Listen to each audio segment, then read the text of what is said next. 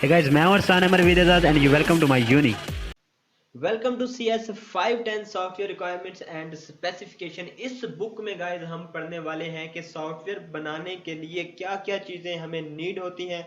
Means के software को build करने के लिए क्या रिक्वायरमेंट्स हो सकती हैं, क्या उसकी स्पेसिफिकेशन होती हैं। तो स्टार्ट करते हैं लेक्चर नंबर 1 का पार्ट 1। एक्चुअली इस वीडियो में हम लेक्चर 1 के तीनों पार्ट एक ही वीडियो के अंदर एक साथ हम कवर करने वाले हैं। तो अभी हम देख लेते हैं कि इस पूरी बुक में हम कौन कौन से चैप्टर्स कर रहे होंगे, कौन कौन से टॉपिक्स हम पढ़ने वाले हैं। ठीक है, तो आते हैं यहाँ पे अपने टॉपिक की तरफ से। Software requirement and specification overview देख लेते हैं इसका जी।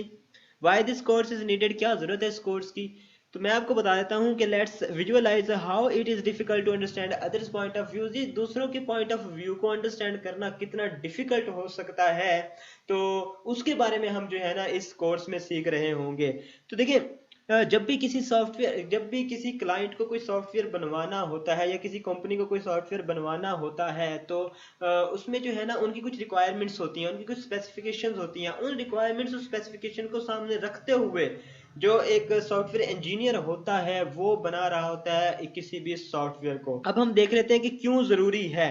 देखें, यहाँ पे सबसे पहले तो ये होता है कि कस्टमर की नीड क्या है, ठीक है, और जो कस्टमर है वो किस तरह से उस चीज को बयान करता है। ये चीज समझना कि कस्टमर क्या कहना चाह रहा है, उसको क्या चीज चाहिए, ये बहुत इंपॉर्टेंट है। और फिर ये भी इंपॉर्टेंट है कि किस तरह से उस प्रोजेक्ट का जो लीडर है कस्टमर की उस रिक्वायरमेंट्स को अंडरस्टैंड कर रहा होगा, किस तरह से वो उसको समझ पा रहा होगा। ठीक है, तो ये बहुत ज्यादा इंपॉर्टेंट चीज है। जब तक आप एक चीज को समझ ही नहीं पाएंगे या जब तक आपको एक चीज का आइडिया ही नहीं होगा, आप उसे बिल्ड क्या करेंगे, आप उसे क्या बना रहे होंगे, क्या कोड करेंगे आप। और किस तरह से जो एनालिस्ट है वो समझ पा रहा होगा क्लाइंट की बात को और उसको डिजाइन करके देगा, और फाइनली क्या रिजल्ट हमारे पास निकलने वाला है हमारे प्रोजेक्ट का, उसके बारे में भी हम बात कर रहे होंगे कि क्या डॉक्यूमेंट्स के अंदर हम अपने प्रोजेक्ट को फाइनली उसकी रिपोर्ट बनाकर दे रहे होते हैं।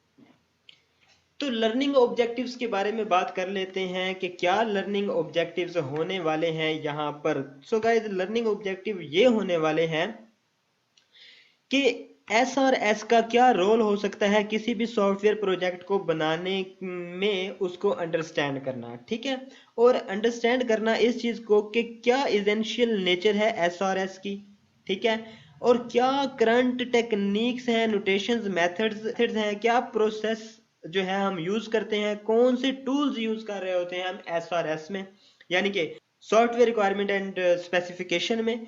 और फिर बाद में हमें ये देखना है कि क्या प्रैक्टिकल एक्सपीरियंस हम गेन कर रहे होते हैं, क्या प्रैक्टिकल एक्सपीरियंस हमने गेन किया writing of the SRS document, जब हमने डॉक्यूमेंट्स लिखा अपने एसआरएस के अबाउट। कोर्स एवोल्यूशन के बारे में बात कर लेते हैं जी। यहाँ पे हमें कुछ असाइनमेंट्स मिलने वाली है, कुछ डिस्कशन होगी, कुछ प्रेजेंटेशंस होने वाली है, कुछ क्विजेज आ रहे होंगे, mid term and final term के हम एग्जाम दे रहे होंगे जी। कितनी जल्दी ये कोर्स खत्म हो गया है ना। ओके, नेक्स्ट मूव करते हैं, इतनी जल्दी भी खत्म नहीं होने वाला यार। तो देखते हैं आगे क्या पढ़ रहे होंगे। ओके जी, कोर्स के सपोर्ट के लिए कौन कौन सी टेक्स्ट बुक जो है हमें सुगेस्ट की गई हैं उन्हें देख लेते हैं। रिक्वायरमेंट्स इंजीनियरिंग है जिसके ऑथर्स ये हैं, 1998 में पब्लिश हुई थी, लेटेस्ट एडिशन भी इसका पढ़ सकते हैं। सॉफ्टवेयर रिक्वायरमेंट्स है, ऑथर्स ये हैं इसके, 2003 में पब्लिश हुई थी, लेटेस्ट एडिशन इसका हम जो है वो रीड आउट कर सकते हैं। सॉफ्टवेयर रिक्वायरमेंट्स स्पेसिफिकेशन, इसके भी ऑथर्स के बारे में बताया गया है, 2010 में जो है पब्लिश हुई, और लेटेस्ट एडिशन भी इसका रीड आउट कर सकते हैं, पढ़ सकते हैं। सिस्टम रिक्वायरमेंट्स इंजीनियरिंग एक बुक है, 1995 में लिखी गई, ये ऑथर्स हैं, और लेटेस्ट एडिशन भी हम इसका पढ़ सकते हैं। नेक्स्ट मूव करते हैं कि आगे स्लाइड में हमारे पास क्या है। ओके जी, कौन से टॉपिक्स जो हैं हम कवर करने वाले हैं यहाँ पर। Software requirements basic concept, software requirement के जो बेसिक कंसेप्ट्स है वो देख रहे होंगे। व्हाट, व्हाई एंड हु, यानी कि क्या बनाना है, क्यों बनाना है, किसके लिए बनाना है, ये देख रहे होंगे। एस का प्रोसेस जो होता है वो देख रहे होंगे कि क्या सीक्वेंस ऑफ एक्टिविटीज होती हैं that need to be performed in a requirement phase. Requirement modelling को देख रहे होंगे, ये visualisation of requirement for better understanding and analysis.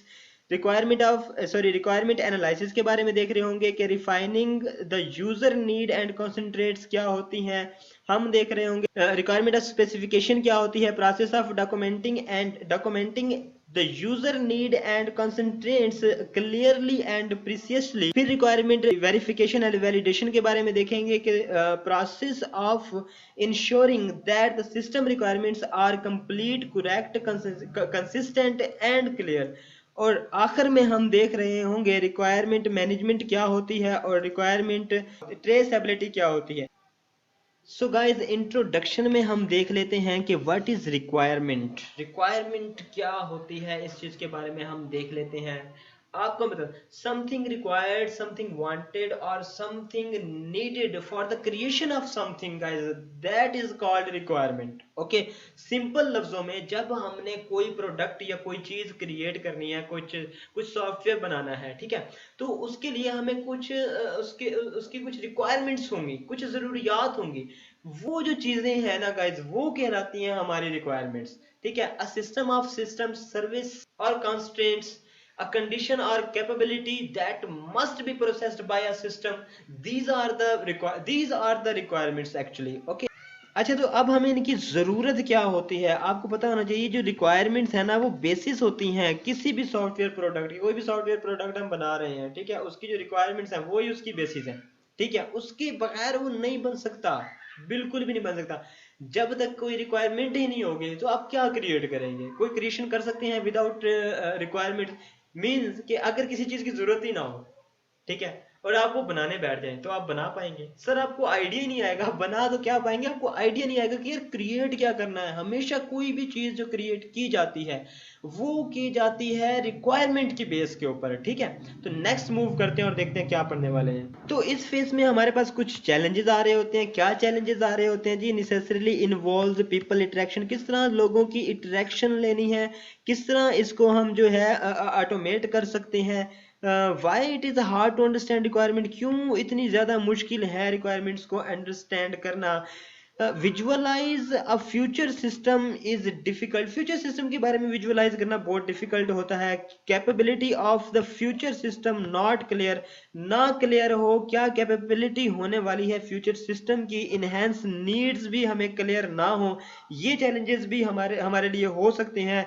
Requirements change हो सकती है विद इन द टाइम गुजरने के साथ साथ जो रिक्वायरमेंट्स हैं उनमें तब्दीली आ सकती है, ये चैलेंज हो सकता है। ठीक है, इसलिए ये जो रिक्वायरमेंट्स हैं इनको अंडरस्टैंड करना थोड़ा सा डिफिकल्ट हो सकता है। मूव करते हैं नेक्स्ट, रिक्वायरमेंट टास्क के बारे में देख लेते हैं। क्या टास्क है जी? इनपुट और आउटपुट ही टास्क हो सकते हैं। Users need in mind of people, लोगों के जहन में क्या चीज चल रही है, वो नीड है यूजर्स की, उसको क्रिएट करना, ठीक है, उसको बनाना, ये टास्क हो सकता है हमारे रिक्वायरमेंट, ये हमारा रिक्वायरमेंट का टास्क हो सकता है। अच्छा, फिर और क्या हो सकता है? Precious statement of what the future system will do, क्या हमारा सिस्टम जो है फ्यूचर में कर रहा होगा यूजर्स के लिए। ठीक है, ये भी रिक्वायरमेंट टास्क हो सकता है। यहां पर एंड हो रहा है हमारा पार्ट 2। सॉरी, इसके बाद और भी आगे है एक स्लाइड, इसको भी हम देख लेते हैं। इसमें क्या है, रिक्वायरमेंट की एग्जांपल्स देख लेते हैं। The system shall allow user to search for an item by title, author or by international standard book number। ठीक है, यूजर जो है वो सर्च कर सकता हो किस चीज को, किसी भी आइटम को उसके टाइटल से, उसके ऑथर से, या फिर अगर कोई बुक है तो उसके स्टैंडर्ड नंबर से। ठीक है, the system user interface shall be implemented using a web browser. तो ये भी एक एग्जाम्पल है किसकी? रिक्वायरमेंट एंड स्पेसिफिकेशन की। तो मूव करते हैं नेक्स्ट, देखते हैं आगे क्या पढ़ रहे होंगे। ओके, लेक्चर 1 के पार्ट नंबर 3 में सबसे पहले हमारे पास है RE मींस रिक्वायरमेंट इंजीनियरिंग। तो क्या होती है रिक्वायरमेंट इंजीनियरिंग, ये हम देख लेते हैं। 1993 में स्टार्ट हुई थी जी रिक्वायरमेंट इंजीनियरिंग। ठीक है, और the first international symposium was held on RE इन 1993। 1993 में ही इसका पहला जो सिम्पोजियम जो है, इंटरनेशनल सिम्पोजियम जो है मुनक्किद हुआ था। ठीक है, it is the process which is used to determine the requirements for software product systematically. आगे बढ़ते हैं, देखते हैं कि क्या है। तो अब हम देख लेते हैं रिक्वायरमेंट इंजीनियरिंग के बारे में कि क्या होती है requirement engineering. What is requirement engineering means RE। तो ये RE क्या है? Development and use of technology, ठीक है, development and use of technology. किस मैनर में, किस चीज के मैनर में, पता है किस चीज के मैनर में? effective to elicit, specify and analyze requirement from the stakeholder, clients and users that shall be performed by a specific software। काम होता है किसके थ्रू? किसके थ्रू? सॉफ्टवेयर के थ्रू। तो ये है हमारी रिक्वायरमेंट इंजीनियरिंग। इसके बाद मूव करते हैं नेक्स्ट। इम्पोर्टेंस के बारे में बात कर लेते हैं। 26% ऑफ द सॉफ्टवेयर प्रोजेक्ट जो है वो कंसीडर किए जाते हैं एज सक्सेसफुल प्रोजेक्ट, ठीक है। अच्छा जी, जो मीनिंग दैट 74 जो है वो क्या हो जाते हैं? वो हो जाते हैं फेल, उनको हम सक्सेसफुल जो है वो कंसीडर नहीं कर रहे होते। 56 of the errors in software can be traced back to the requirement phase. जो रिक्वायरमेंट का फेस होता है उसमें 56% जो एरर्स हैं उन्हें ट्रेस कर लिया जाता है और उन्हें खत्म करने की कोशिश की जाती है। नेक्स्ट मूव करते हैं, आगे क्या देख रहे होंगे। अच्छा जी, ओके, ये हार्डेस्ट पार्ट है किस चीज का? बिल्डिंग अ सॉफ्टवेयर सिस्टम का। क्या हार्डेस्ट पार्ट है? कि ये डिसाइड करना कि एक्चुअली बनाना क्या है, ठीक है। मतलब ये सबसे ज्यादा जो है डिफिकल्ट पार्ट होता है इस चीज को सोचना या समझना कि हम एक्चुअली बनाना क्या चाहते हैं, हमें क्या क्रिएट करना है। क्योंकि जब तक ये इमेज हमारे सामने क्लियर नहीं होगा कि हमने क्या बनाना है, तब तक हम अपना फर्स्ट स्टेप नहीं ले सकते। फर्स्ट स्टेप भी हम उसी वक्त लेंगे जब हमें पता होगा कि हमने क्या बनाना है। Okay ji, importance of RE का कंटेंट देख लेते हैं। क्या क्या चीजें हो सकती हैं जी? सॉफ्टवेयर कॉम्प्लेक्सिटीज हो सकती हैं, ठीक है। इसमें फ्रीक्वेंट चेंजेस हो सकते हैं, किसके मुताबिक? यूजर की रिक्वायरमेंट्स के मुताबिक, ठीक है। आउट सोर्सिंग ऑफ शोर प्रोजेक्ट्स हो सकते हैं, कॉस्ट ऑफ फिक्सिंग एरर हो सकती है और कॉज ऑफ फेल्योर्स भी इसमें इंक्लूड है। तो यहाँ पे हमारा खत्म होता है आज का लेक्चर। तो नेक्स्ट वीडियो हम बनाने वाले हैं इसके जो है लेक्चर नंबर 2 के ऊपर, तो उस वीडियो को देखना मत भूलिएगा। अगर आपको मेरी ये वीडियो पसंद आई है तो प्लीज लाइक जरूर कर देना और सब्सक्राइब कर देना माय यूनिक को, ताकि आने वाली वीडियोज से आप जो है बाखबर रह सकें।